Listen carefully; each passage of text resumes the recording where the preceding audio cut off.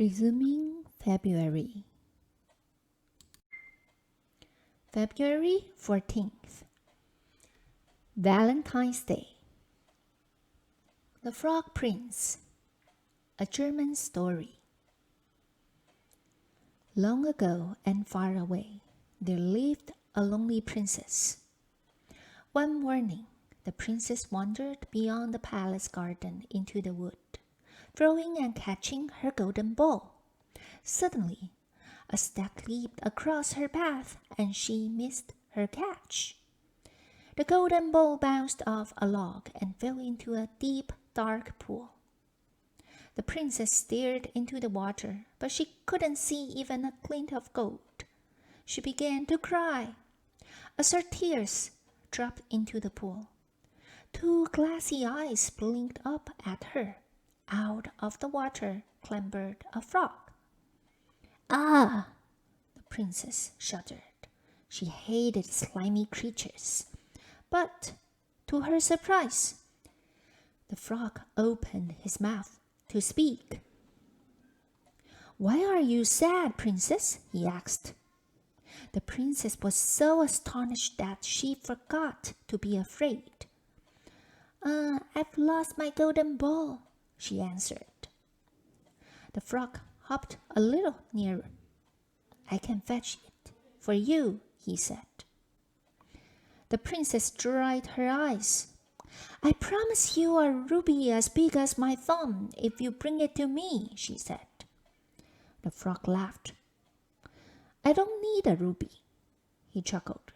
"But if you promise to love me and let me sit at your table and eat from your plate, sip from your cup, and sleep on your pillow, then I'll fetch your golden ball."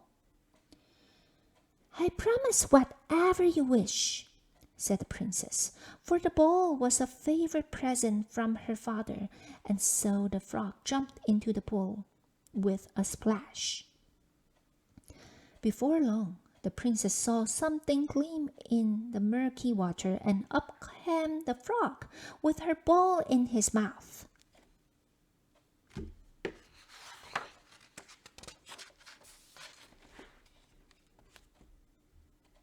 "Thank you," she cried happily, and before the frog could catch his breath, she slipped the ball safely into her pocket and hurried away home to the palace.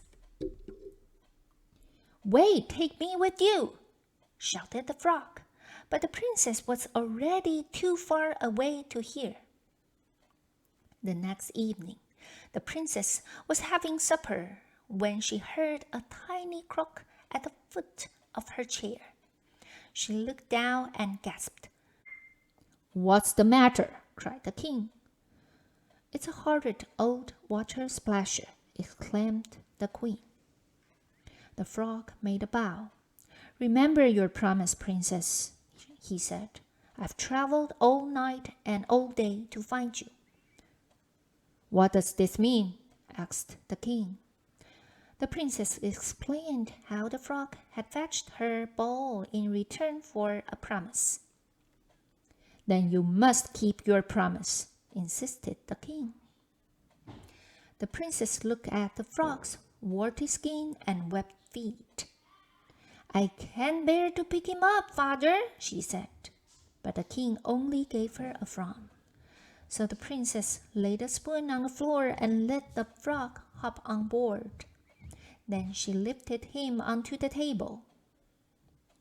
"Now you must let me eat from your plate, princess," said the frog. "I'm hungry after diving to the bottom of the deep, dark pool."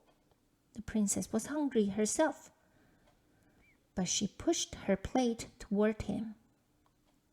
When the frog saw her fine food, he shook his head. "Frogs eat slugs and worms," he said. So the king ordered the footman to fetch slugs and worms from the garden and put them onto the princess's plate. "Thank you," said the frog politely. He opened his mouth and shut out his tongue. "I feel quite sick," said the princess, turning away and she refused to eat another morsel. "Now you must let me drink from your cup," said the frog. "I'm thirsty after carrying your heavy bowl from the bottom of the pool." The princess hesitated, but she caught the king's eye. So she tipped her cup until the frog could hold it with his tiny fingers. He gulped noisily, splashing her drink on the tablecloth. "I'll get warts if I share that cup," cried the princess. So she went thirsty. When the frog had finished eating and drinking, he bowed to the king and queen, stretched his skinny legs, and yawned. "Now you must let me sleep on your pillow, princess," he said. "I'm tired after traveling all night and all day." The princess didn't want to carry the cold, damp creature to her bedchamber, but she knew it was useless to protest. "Hop onto my shoulder, frog," said the princess. And although he smelled of pondweed, she tried not to flinch. "At least I won't have a look at him when I'm asleep," she thought, "and tomorrow I'll have kept all my promises and he must leave." The princess had a big bed.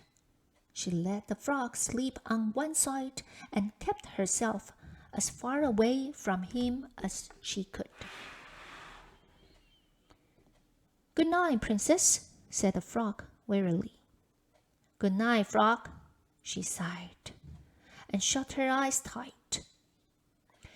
In the morning, when the princess awoke, the frog was sitting on her pillow, looking very unhappy. "Why are you sad, frog?" she asked. "You let me sit at your table and eat from your plate, sip from your cup, and sleep on your pillow," said the frog. "But do you love me, princess?" As he spoke these words, the princess caught sight of her golden bowl on the shelf. She thought of how the frog had dived to the bottom of the deep, dark pool for her, how he'd traveled all day and all night to find her, how she had never slept so well with him asleep beside her. "You think I'm a horrid creature," said the frog sadly. "It's not true," cried the princess. Suddenly, she no longer saw his warty skin or his webbed feet. She saw only his gentle eyes and his kind heart. "I was foolish and blind." She reached across the pillow and kissed his tiny green head. All at once there was a flash of light and the frog disappeared. Standing before her was a handsome young prince. "I've been under the spell of a wicked witch," he said. "At last, your love has set me free." The king and the queen came running. "What's happened?" they cried. "Who is this?" "It's old Water Splasher," laughed the prince. The princess was astonished that she couldn't speak. She leaped out of bed and flung her arms around the prince's neck. "Dear frog," she sighed. "Dearest frog prince." "Thank you for keeping your promise, my love," he said. And the golden bowl tumbled off the shelf and rolled at their happy feet.